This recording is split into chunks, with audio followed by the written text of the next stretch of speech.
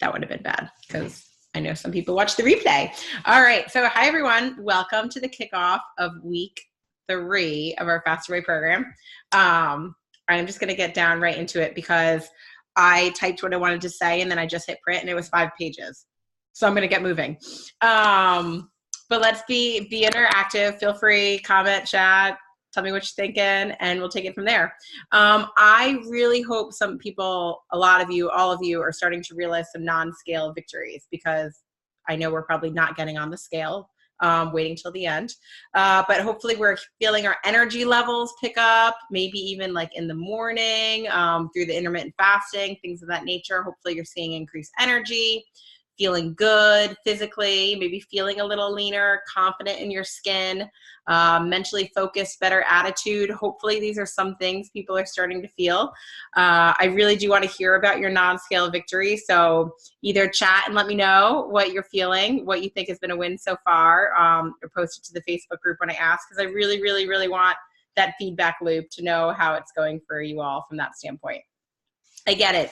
This program is a lot. I listed down all the things that we've implemented: intermittent fasting, macro counting, low carb days, regular macro days, whole food focus, cutting out the gluten, cutting out the dairy, intentionally doing HIIT on low carb days, intentionally heavy lifting on regular macro days, and not to mention that you have to track every bite of food you're eating, and then you have to prioritize rest. So it is a lot. I get it. There's so much going on with what we're doing.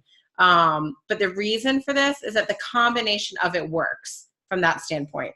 But I don't want you to take it to either extreme. So I'm just going to talk about them so we can kind of figure out where we can help you find balance in this program. So if you're taking it to the extreme of overtraining, constantly under eating, and running on 6 hours of sleep, your body is not going to respond the way you want it to. In fact, this is adding stress to your body. And when you add stress to your body, it hyperstimulates your adrenal glands, which then pump out cortisol, which makes your body build and retain the belly fat. So really, you don't want to be going to the extreme of killing yourself and overdoing it on every aspect of the program from that standpoint. We are working so hard to minimize the stress coming into our body. That's why we're cutting gluten and dairy. Those are inflammatory foods that cause stress to your body. We are cutting that out. So I don't want you to be doing anything to the extreme that's going to cause stress in your body. That will go in the opposite direction of what we're looking to do. And while maybe it works for the first few weeks, you will not be able to maintain that from that standpoint. So the goal at the end of the day is to be fueling our body with healthy choices and reducing those levels of stress.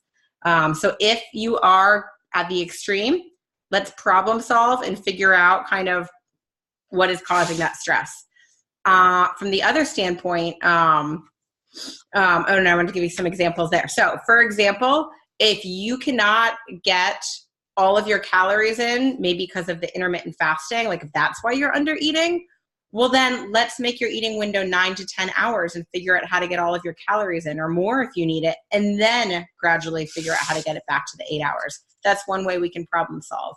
Or if you are so focused on hitting the perfect macro mix in a given day and hitting on kind of the carbs and the fat balance, and that is causing stress because it's like too much for you to really take in, and well then just focus on eating until you're full and satisfied and eating your protein grams. That's what's most important.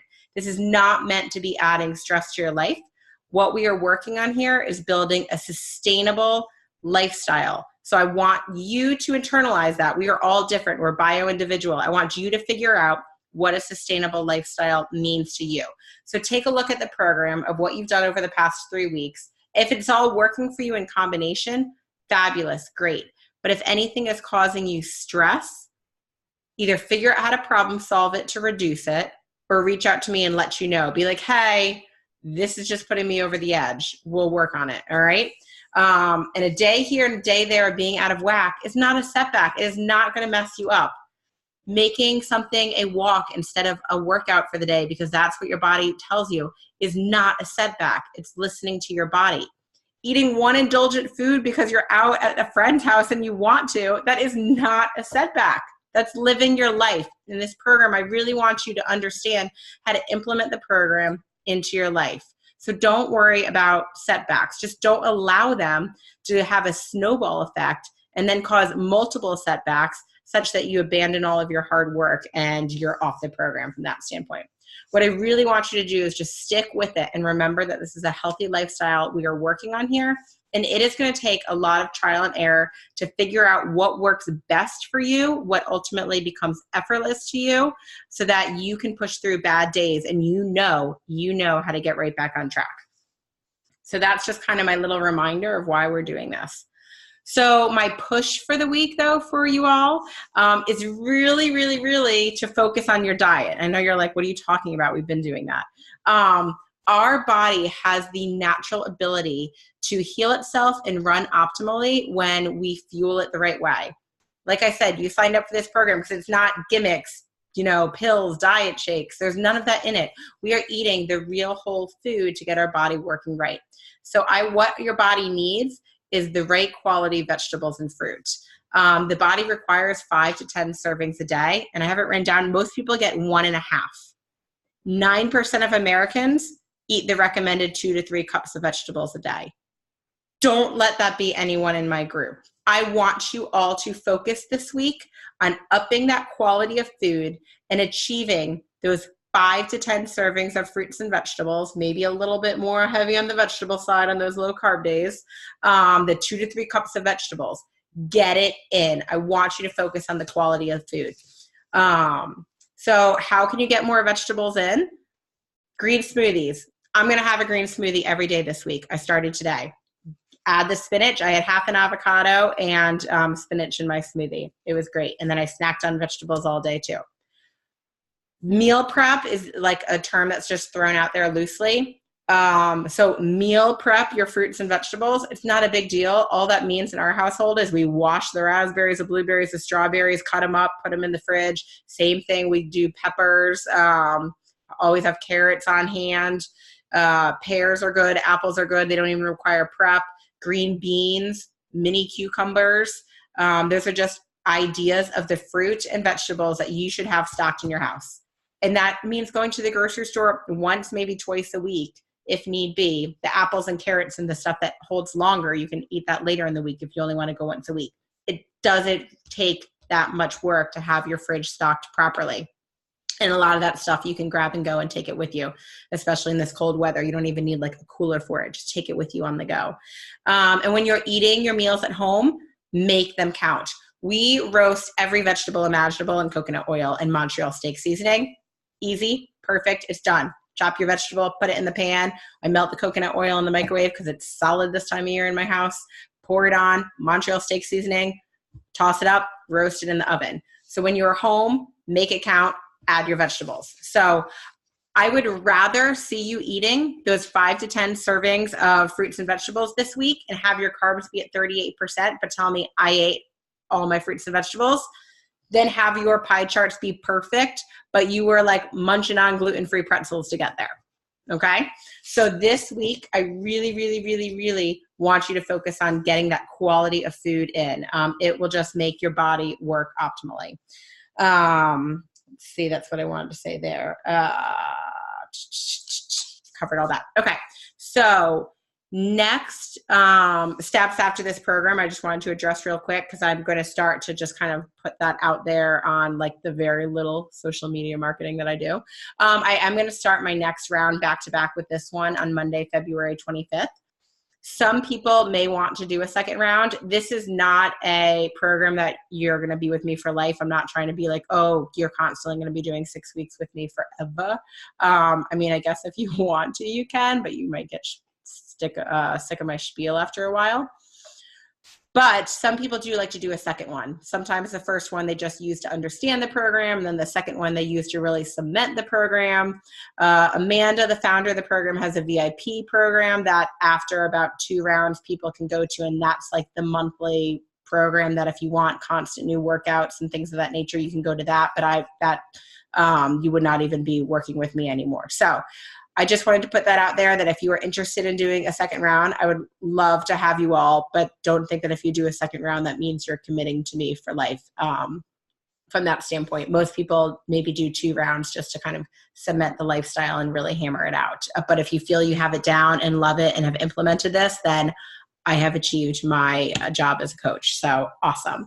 And returning clients are at a rate of 140. So it is less than the initial rate to join the program. And it's the same prep week and 6-week program. There is a different portal with different workouts. So it's that some of the program guides do change for returning clients. It's not exactly 100% just repeat. But lastly, this is not a multi-level marketing company, but the best way for me to grow my coaching reach would be word of mouth. So if you have anyone, loved one, friends, etc., if you've had a good experience, if you would recommend this to a friend, please do. I do commission back part of their registration fee to you, kind of as being an affiliate partner. So keep that in mind, but I would love your word of mouth if you know anyone, because I just really am passionate about doing this. So I hope to continue, and I'm really bad at social media marketing. I'm hoping to get there one day, but it's not exactly what I'm good at. So I push myself to do that. Okay, so just a few reminders. Stay off the scale. Really, I know you're all tempted to get on it, but we're doing the right things here. Don't let a number on the scale be your motivation. Let sticking to this program be your motivation. Try to get some vitamin D, get out in the sun. I know it's kind of cold, but that will do wonders for just how you feel too. Drink plenty of water. Remember the pyramid, nutrition first, hence the push for the week to focus on those fruits and vegetables. Rest second. Make sure we are resting and restoring our body here. Like we said earlier, missing one workout or having one indulgent food is not going to make or break you, but really sticking to the core of the nutrition at the end of the day and getting rest will, from that standpoint. And then my little motivation to keep you guys going. I know that change can be difficult. We've been implementing a lot here. Everybody tries diets because they all want that magic solution. But that's not how change works. There is no magic solution, or else everybody would be out there doing the same thing. So I wanted to go over the 4 C's of the change process that helps you bridge idolizing the change to realizing the change. The first step is commitment. You all went through that when you decided you needed to make a change. You committed to it. There's something about it that said either you want to lose weight or gain more energy. Whatever it was that inspired you, something said, I needed to make a change, and you committed. The second step was taking the courage, and that's when you all decided to actually take on this program and implement it into your life. That's the crucial step that helped you bridge your commitment from wanting something to taking the courage to actually sign up to develop the skills and capabilities to do it. And then the third C is capabilities. That is what we are doing together. You're already on step 3 of making change. By taking these consistent actions, you're creating new habits. So we're building momentum here on these new habits that give you the capabilities and the power to know what you need to do in your everyday life. And that's what's important, because life is going to throw an obstacle at you. You are going to get derailed from this at some point. I can guarantee it. But having those core capabilities to get back on and get back into that healthy lifestyle, that's what you need to have to be successful in life. And that is what you are developing here. We're building the capabilities to know how to do the work. And then the last step in the change process, that 4th C, is confidence. At the end of the day, after you have these capabilities hammered out, you are going to prove yourself to yourself, and that will be powerful. Once you have the confidence and believe in yourself, and that is what we are going here through this program. I want you to feel good about everything that you are doing and everything that you are achieving. So I just love working with you guys. It's motivating to get up and look at your pie charts, as silly as that may seem, and just see how you're doing and that you guys are so committed to, so thank you for that. I did have a bunch of people respond to my email with questions. So I was happy about that. And if you have any live that you're thinking of too on the spot, just feel free to hop in and give me a chat. I got that opened up too. So first was about wine. How does that break my fast? Can I have alcohol? Again, this is a lifestyle. This is your life. You absolutely can drink if you want to drink. Fit it into your macros, or save it for the weekends. If you want to really see results, save it for leg day, your treat day on Saturday, and try to cut it out for a week. Try to cut it out for the program and see how you feel. There's no right or wrong answer. But I will say that alcohol is processed first by the body. So we talked about how the body processes carbs first, and then it will process fat for energy. And that's why we have low carb days, so that we're forcing the body to access that fat. Well, alcohol trumps all that. The body's going to process that alcohol first, and it can take almost 10 hours for your body to fully process alcohol. That's why you can feel hungover in the morning, because you're still processing alcohol. It's not like an hour digestive time period. So you will be halting your body's ability to access your fat stores for at least 10 hours. So that will delay your fast, the effects of your fast from that standpoint.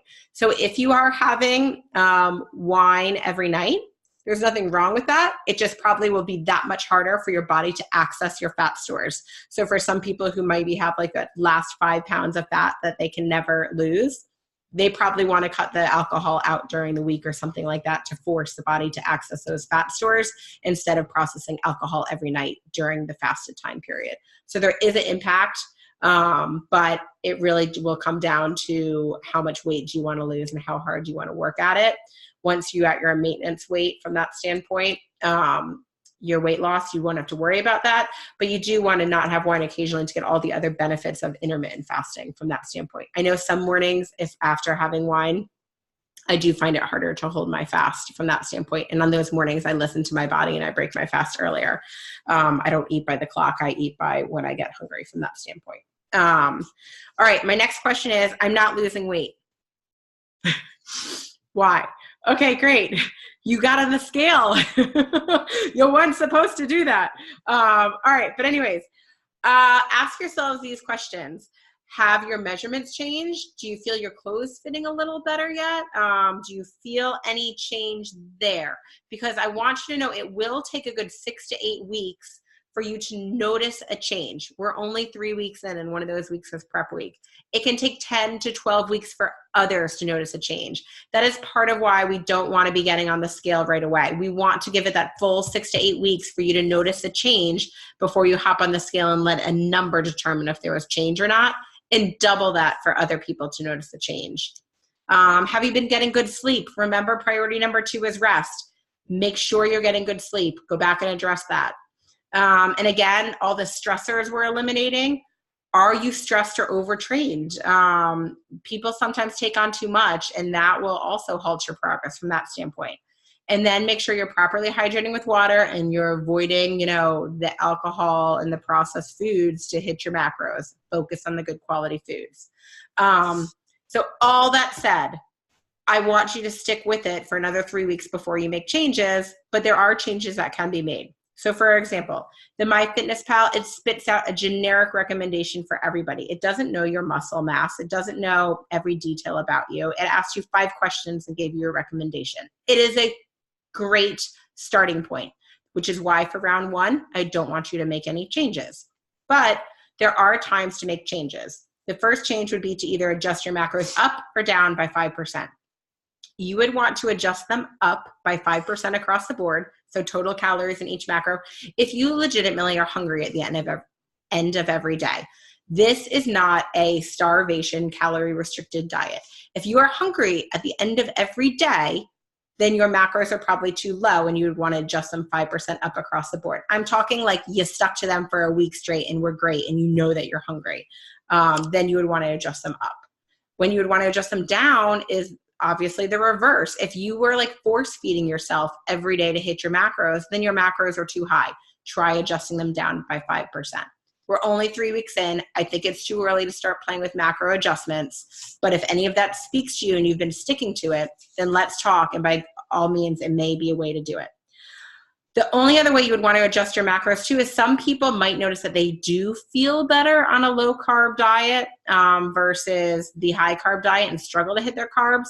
If that's the case, instead of doing the 50-30-20 mix, you can maybe slightly change it to 40-30-30 to kind of account for the fact that you are eating a lot more protein and lower carbs. The fat is staying the same in that equation.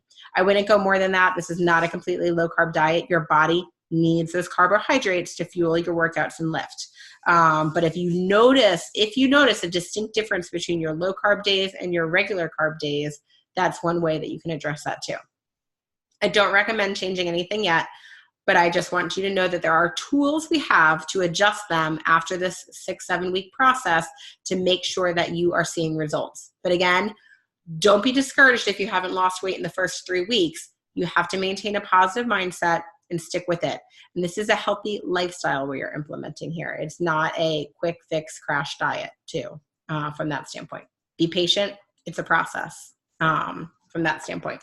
Okay, so the next question was men versus women on a low carb versus a regular macro day for the men. So women have the low macro day when men have the low carb day. And why is that? So I did kind of reach out to the coaching community on this one because I had the same question.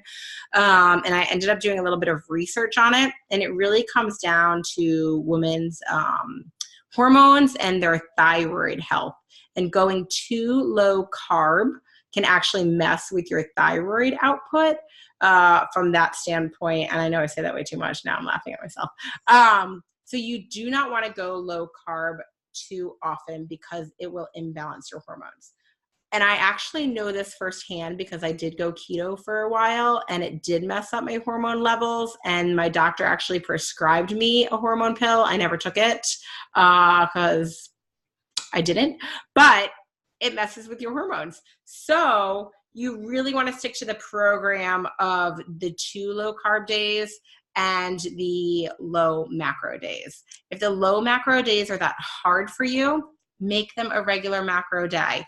Really, that's just to fuel your weight loss. You already had a slight calorie deficit built into your MyFitnessPal numbers by putting in the losing half a pound or 1 pound per week. So you will still lose weight. The low macro days are a way to speed that up.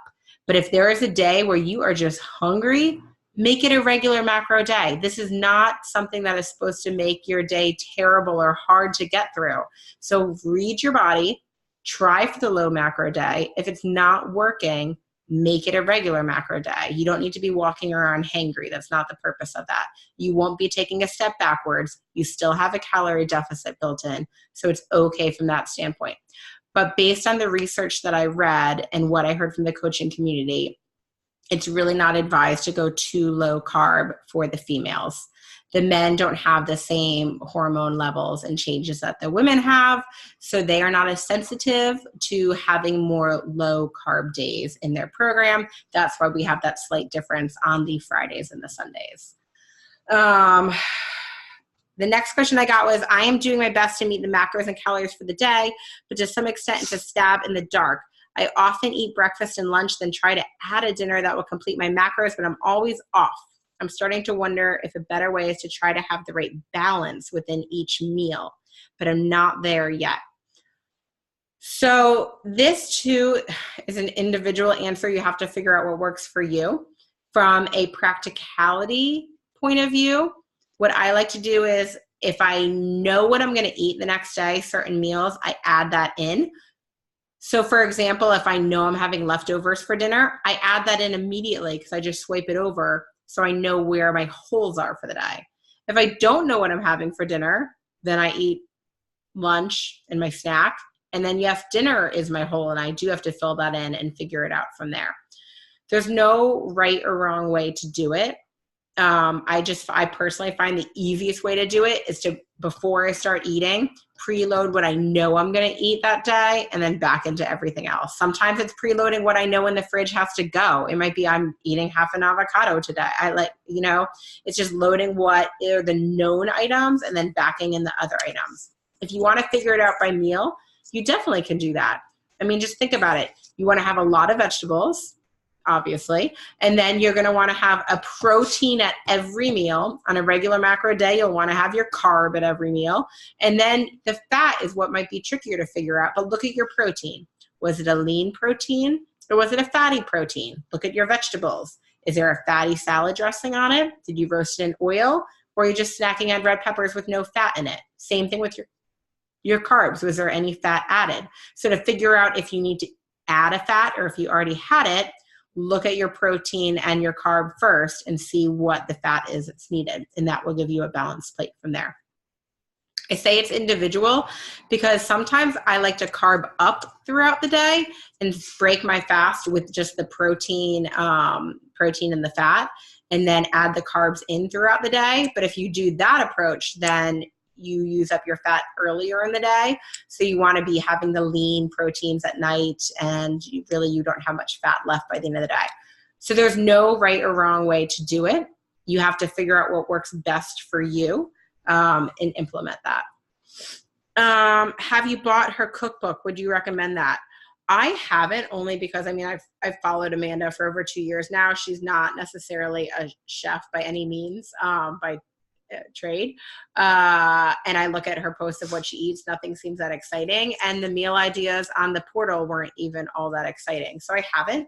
I will get a lot of like paleo cookbooks, Against All Grain, Paleo OMG. I really like their cooking. While we are not a paleo plan, at least it's a good starting point where I know the food is not going to have gluten or dairy in it. So it works as a good starting point for me. There are books at the library you can get that will have good meal ideas. Go to your library section and look at the diet section and look at the cookbook section and check some cookbooks out. It's helpful to find cookbooks that give you the nutritional information so you can look at it and say, wow, this is, low on carbs, I'm going to add rice, or this has way too many carbs, I'm going to cut out the rice. If you can find something that gives you the nutritional information, it's super easy to figure out how to adjust. So I would take it from there. If anybody ends up buying her cookbook and has feedback, post it to the group. I'd like to know. Next question, I only have a few more. Having to order a meal at a restaurant, then log it was a challenge. I did my best this week to get the ingredients into my food diary, but there was a lot of guesswork. Any tips there? I'll take a picture of what I eat before I eat it. That helps me remember what I ate. So I can look at it and be like, oh, got it. Or if the menu is very descriptive and lists all the ingredients, take a picture of what was in the menu. It just helps jog my memory to quickly log it. And I try not to overthink it. I try to do my best guess and move on from there. If you overthink it, you'll drive yourself crazy. Sometimes you can Google on the MyFitnessPal. You actually can go, there's a little like pop-up location icon. You can pop up and it will actually find restaurants nearby, and it will show what foods they have in there with the nutritional information. It actually has some. It's not a bad database. It's not perfect, but take a look at that, or just like search, restaurant hamburger no bun, or search like restaurant prepared in there and see if you can come up with something. You can usually find something as a proxy and just select it and move on. If it's a place you eat a lot, you can ask questions. I was at a coffee shop this weekend, 2 different ones. And one of them, I was like, what almond milk do you use? And one was homemade. So I knew to look for homemade almond milk in there. Another one showed me, okay, look, we use, silk milk, 25 calories. Perfect. I asked the question, and yeah, it feels silly asking what almond milk they use, but it makes my login easier. So there's no shame in asking them how they prepared their food or what was in it or something of that nature. I just laugh and say I'm crazy and log my food. No big deal. Moving on. When it's low macro rest day, is it okay to get a solid workout in and still stay low macro? I really wouldn't. If you are going to get a workout in that is, sorry, I have a pop-up. If you're going to get a workout in that is intense, such that you're burning more than maybe like 150, 200 calories, that defeats the purpose of a low activity rest day. You then turned it into a regular macro day. We really want to fuel our body. Remember back to my points in the beginning of, if you are under eating, overtraining, and burning it at both ends of the candles, you will have negative outcomes. Maybe not today, maybe not tomorrow, but give it a week or two and your adrenals will just shut down on you. And then you'll have issues. And then you're going to have to go back to square one to reset them. We really, really want to be fueling our bodies properly. Don't think you're being a hero by under eating and overworking out. I don't want you to do that. And I can't stress that enough. I want you to feel great. I want you to feel full of energy. You absolutely can work out on a low macro day, but you just turned it into a regular macro day. So fuel your body to match your workouts. But it's totally fine to add that workout in if you want to do that. And then next, how important is it to get all your calories in on the days you're regular macro? Sometimes I still find myself with a few hundred left. I wish they were rollover and you could roll them to me. I would eat them for you. Seriously. So how important is it? You want to eat until you feel full. You really don't want to be stuffing yourself. if you are stuffing yourself to get all of your calories in, then maybe this is one of those examples where the MyFitnessPal put a number out there that was a little too high. Maybe then you do want to take your calories down by 5% across the board, all your macrograms. You don't want to be stuffing yourself. You want to be eating until you're full. If you're eating until you are full and your body is getting the fuel it needs, intermittent fasting should feel effortless, okay? So this can be the marker for you. If you are not eating because you're just running out of time or don't know how to fit it in, but then you are hangry at 11 a.m. and staring at the clock for an hour going, oh my gosh, I have to break my fast, I'm not going to make it. But then the cycle repeats itself because you're just not hungry by 7 p.m., 8 p.m., and you still under 8. That is a sign that you do need the food and you have to figure out a way to make yourself eat it. So this could even be one of those situations where you need to expand your eating window to fit it all in. Because you really, really, really want to be fueling your body properly. So that means listening to your body. So if intermittent fasting is effortless, in fact, it's easy to go 16-8, you could even go longer, and you feel like you're gorging yourself, in that situation, and you've been sticking to it every single day, I would say, sure, maybe you need to take it down across 5% across the board from that. But if intermittent fasting is hard, or maybe come Sunday, you are so hungry you binge one day a week, then you need to be getting your full calories in every day and then working toward that. This is about keeping our body fueled at a level that's pretty consistent day in and day out. Just like they tell you your body works best if you go to sleep and wake up at the same time every day, your body's going to work best if you give it a consistent amount of fuel every day. We are just working through this process to figure out what that consistent amount of fuel is from that standpoint, which I say all the time, I know now. All right, so those were all the questions I got. It doesn't look like anyone has any in the group chat. So my takeaways for week 3, so we are 3 weeks in, 4 weeks to go. Now that you know how the program works, I hope everybody's feeling great. If you have any questions or anything you want to work through with me offline, please let me know. And focus on your fruits and vegetables this week. We're going to up the quality of the food that we are eating so that we really are fueling our body correctly and feel great. And that's my goal for each and every one of you. So thank you so much for putting in all of the effort. You all are amazing. You're doing great. Who gets a free coffee? I think they have to post tonight, right? Isn't today's day 7? So I will draw tomorrow. Good question. Somebody's going to get it, but yeah, no, one more day to go. And there were, I'm not going to lie, 2 or 3 people were in the running who disappeared on Saturday night. Don't know what's up with that. Guess they had a much more fun Saturday than me. So keep it up. I'm proud of you who have posted every single day through the weekend too. I love it. I loved seeing it. And yeah, so stay tuned. Very exciting. Tomorrow at some point during the day, I will release who won the free coffee. So thank you all who participate in that. I think it's great. So awesome. All right. Well, have a great rest of your Sunday evening, and I will see you all in our Facebook group tomorrow. Thanks. Bye.